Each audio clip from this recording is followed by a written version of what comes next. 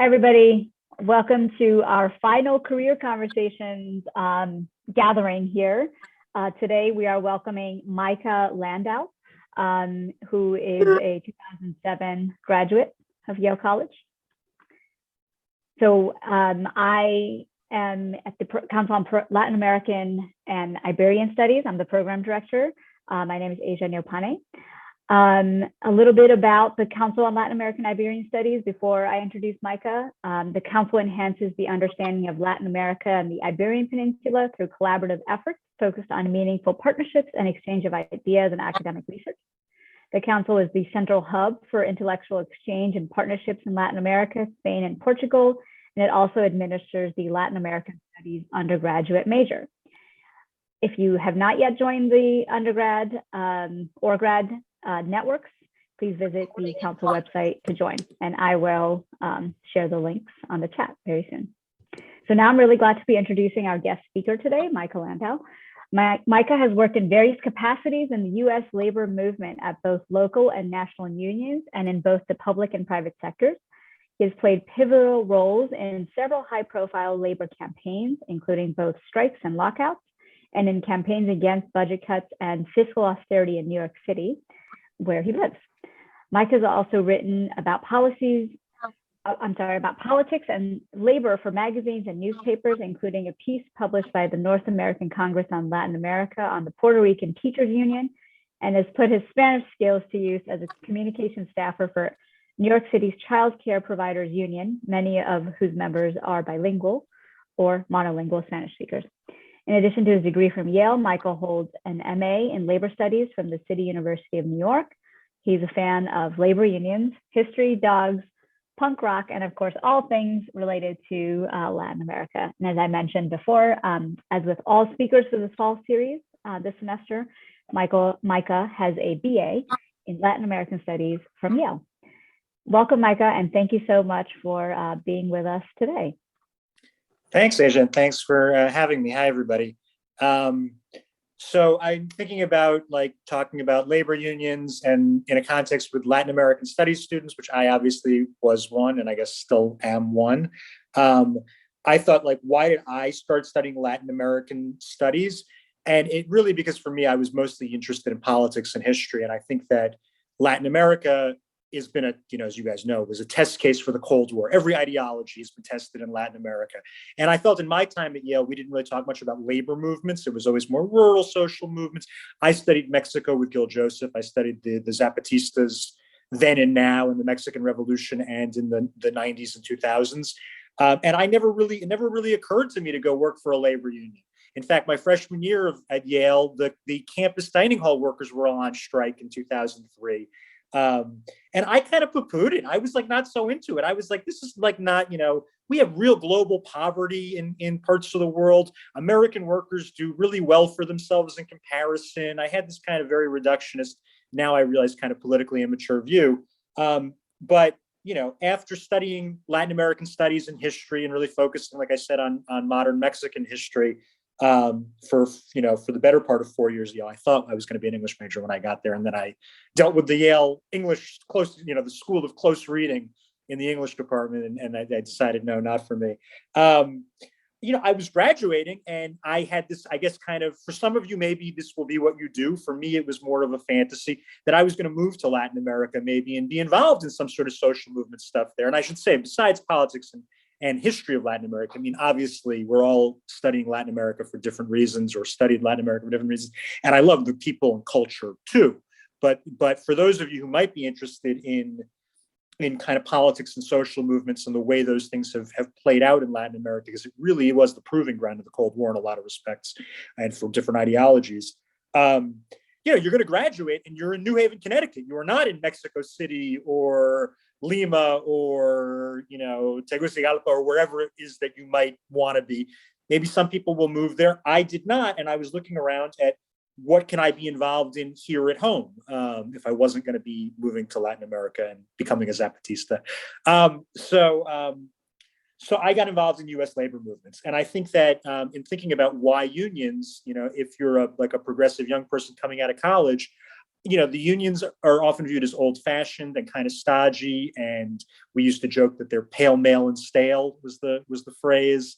I had a friend who one of her bosses was this old school guy who would call her sweetheart in the office. I mean, that was all real. There is this element in the labor movement. But if you do a more, if you move away from kind of a moral, and there's also, look, I mean, the same thing, you could go work for an aid agency in disaster areas. There are people who need a lot more help in the world than American workers.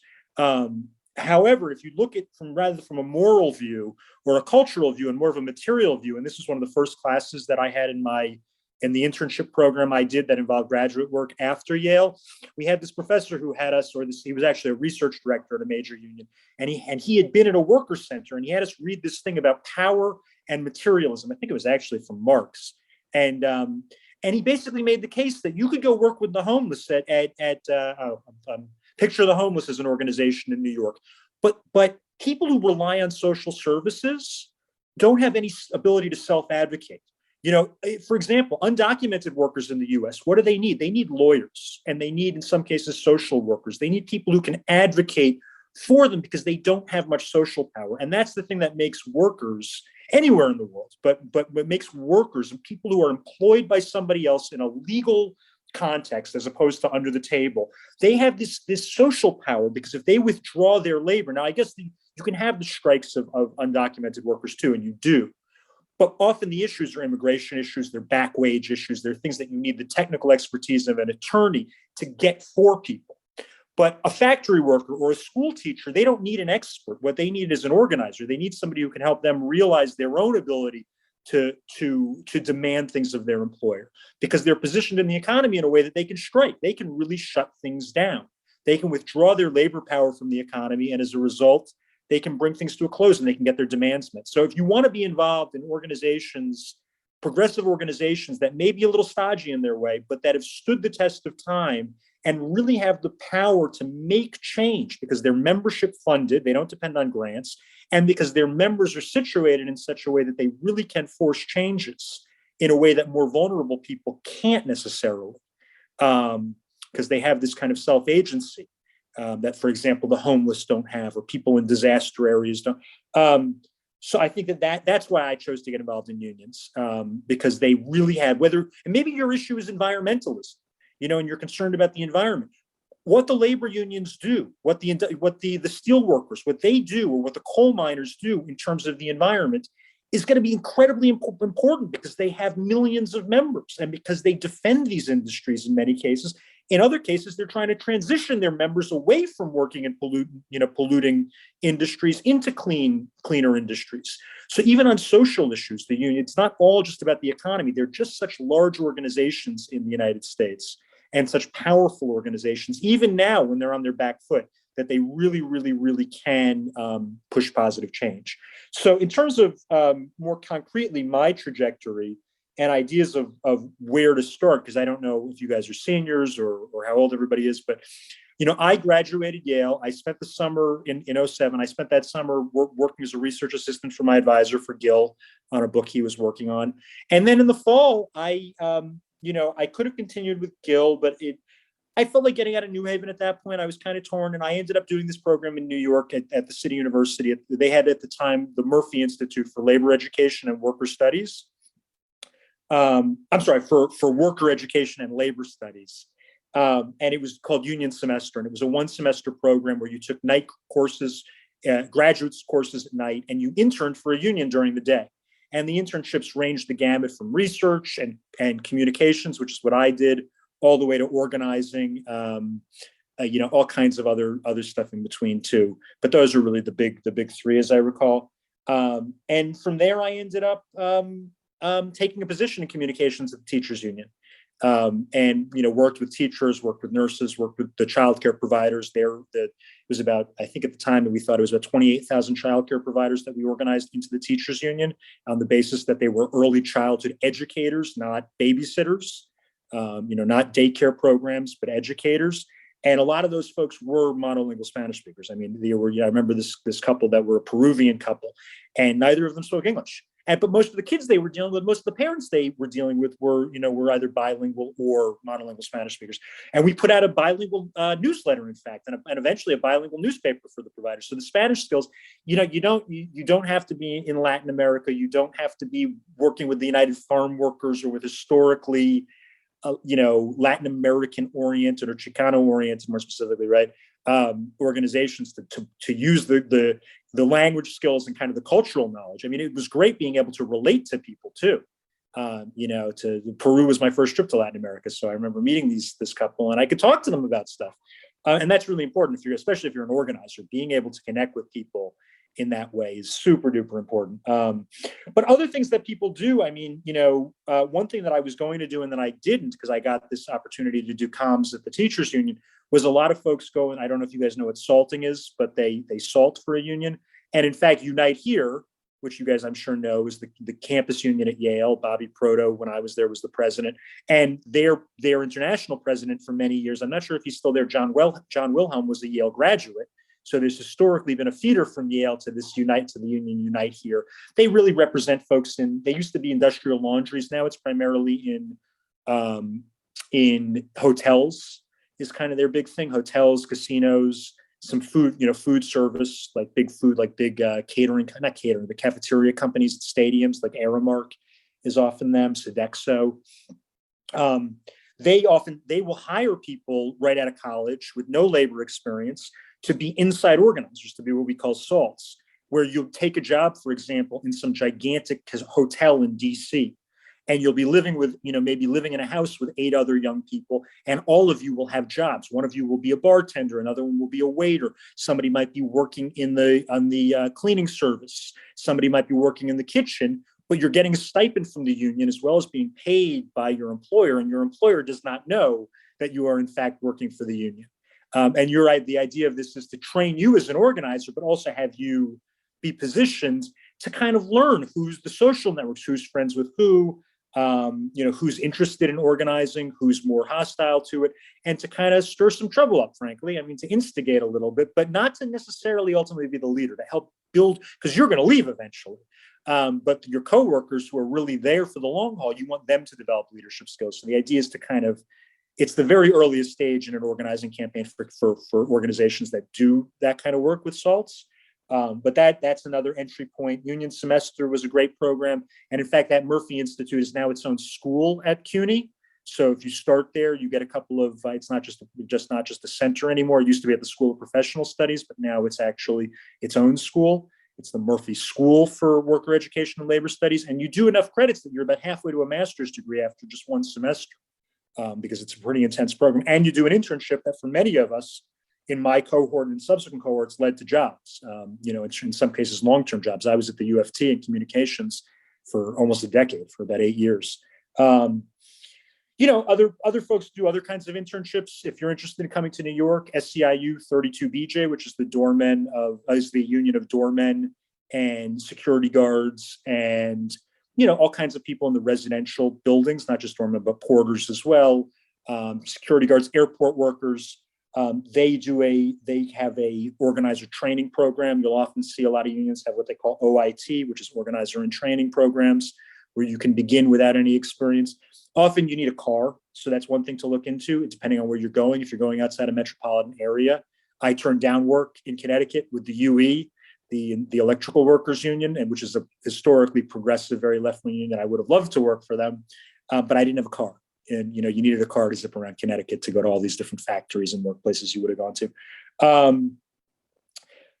Those are the things I can think of. OIT positions, salting, other internship positions. 32BJ, like I said, has a very good internship program, training program. It's more like a fellowship, I would call it. They call you an organizing fellow. And of course the union semester program, I can't recommend that highly enough. As if you want, especially if you want to keep one foot in academia. I thought I might go back to a PhD program in Latin American history.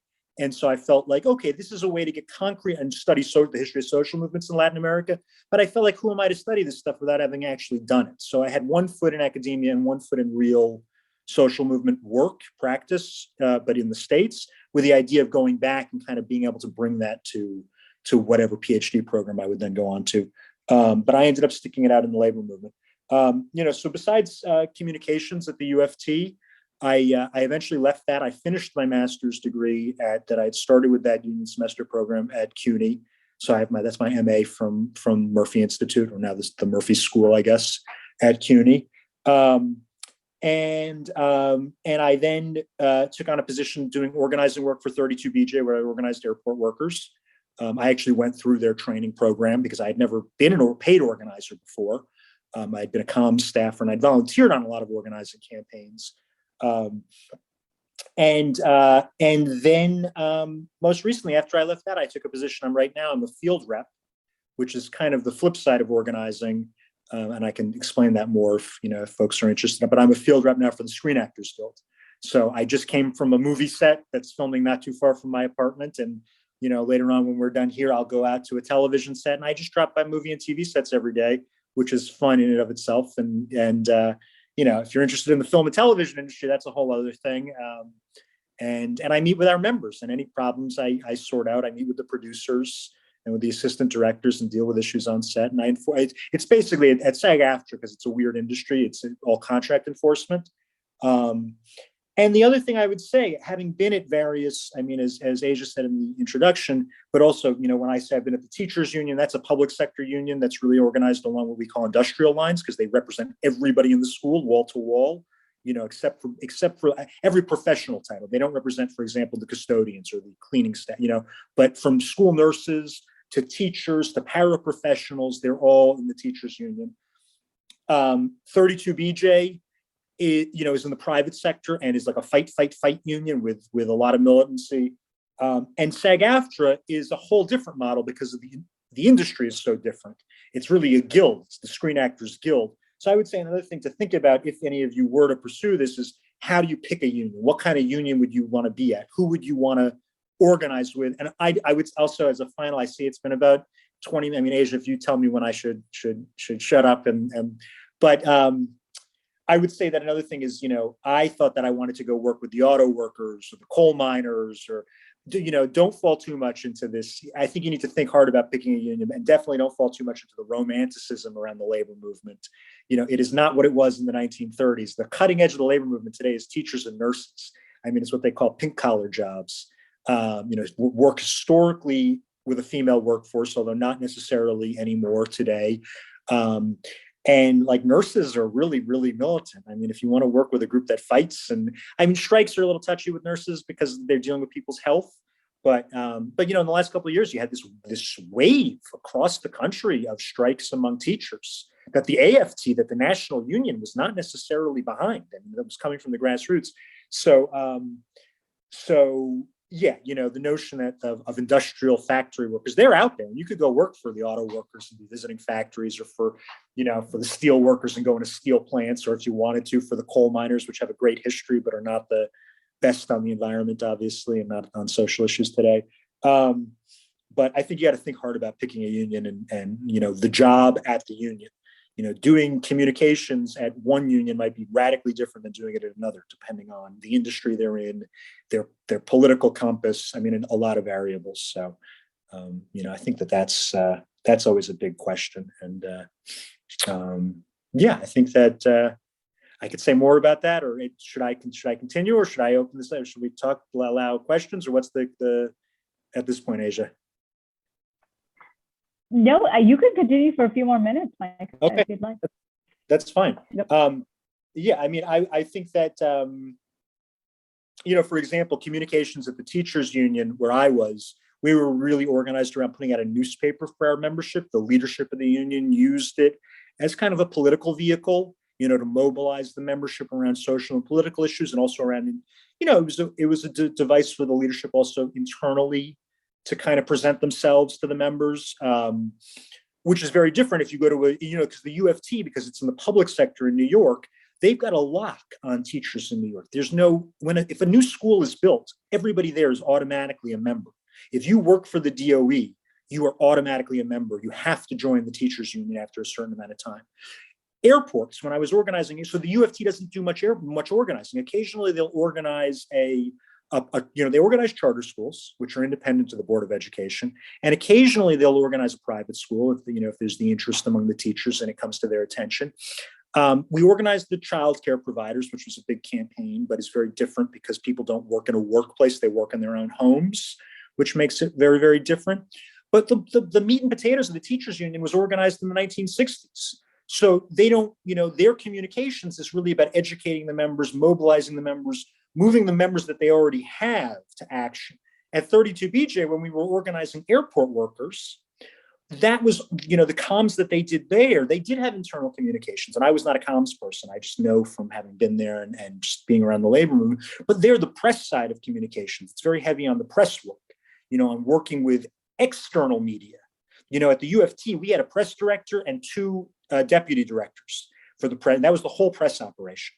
And they did a lot because the UFT is constantly in the news, but it wasn't around organizing. If you did comms at SEIU, you could be the comms person on an organizing campaign. If you do it at UFT, you're really an internal communications person. The same thing with like being a union rep. At SAG-AFTRA, we have a national contract. So if we strike, all of our members across the country go on strike. It's like nuclear war. I mean, it's like you do not want to press that red button unless you have to, because the costs to the members are great. And also the cost to the industry, an industry like the film industry, they book, if you're shooting a movie, you book, your location. Maybe you rent a hotel for the day to film at, as your location, and you get Tom Hanks. And if there's a strike and you miss that day, you've paid for a hotel, you've paid for Tom Hanks, you can't recreate. It's not like you're on a factory line making widgets. And if you lose a day, the next day you can make up for it. They can pay people overtime to stay. It's also time sensitive that strikes are catastrophic. So as a result, they're rarely used because it's really, really, really, really, really a heavy hit to the employer, and the members suffer. They don't get to work. I mean, nobody wants to strike. So being a rep at SAG-AFTRA, I'm enforcing the contract all the time. We have I think the contract is 800 pages long. There's a rule for everything in the film industry. So we're constantly enforcing that, but it's rare that we would do what reps in a lot of other industries do, which is prep the members to go on strike. There are some industries where you're constantly bringing members to the union hall for meetings. You're recruiting shop stewards. You're developing leaders, because it's all geared towards building power in the workplace, so that if there is a strike or if there's an issue emerges, the members are ready for it. At SAG, it's so, I shouldn't criticize SAG in a recorded presentation, but I would say that there are different models out there. And we, in part because in the film industry, our members, if you're a background actor, you might be working on Law and Order today in the Bronx, and tomorrow you might be in Brooklyn working on Blue Bloods, on a different TV show with all different people. So the notion of having shop stewards, you really can't, because everybody works in different places with different people all the time. So it's a whole different industry that has dictated kind of the union that has emerged as a result has had to have a different approach. So the notion of building power in the shop floor, well, what is the shop floor in the film industry? When people go to work at different places every day with different coworkers every day, you don't have that continuity in the workplace. So we enforce the contract for the members, and we try to educate them on the contract. But we don't do nearly as much bringing them to events and building leadership and building that kind of capacity. It's much more, we do the fishing for them. Most other unions, you teach the members to fish. What anyone thinks of that is obviously, those differences we all have our opinions on that. But there are real differences, real material differences between industries really do make a difference in how these jobs, in how the unions approach their work and how they've developed in tandem with their industries. I think there's always a tension there, right? Should the union develop in response to the industry as an industry grows and changes, or should the union actually push back on the industry and control that growth of the industry to force who should change, the industry or the union? Who should grow in response to the other one? And I feel like it's kind of a dynamic. It's a little bit of a dialectic there. It goes back and forth. That the union changes in some regards because it caters to the industry, and the industry maybe is forced by the union to do things differently in certain regards. But the jobs, depending on what industry and the approach of the union, can be very different from one place to yeah. And then once if you come to a place like New York and you get involved in the labor movement, there's a whole world of young people who are involved in this stuff. It is not quite as stodgy as it may seem at the outset, or as people may sometimes hear or think it is. In New York, there's the Young Workers group that the Central Labor Council organizes that gets drinks periodically. I mean, there's lots of people who've gone through that union semester program, and older, the older students often come back to the program, the alumni, and will get linked up with the current students. And there's a whole kind of social infrastructure and cultural infrastructure, and people, you meet people from your union and other unions, and everybody bounces around, and it's a whole kind of world. So, yeah, we lost. She's back. Yeah, I think that's that's kind of it's what I've done and where I've been, I guess. So, yeah.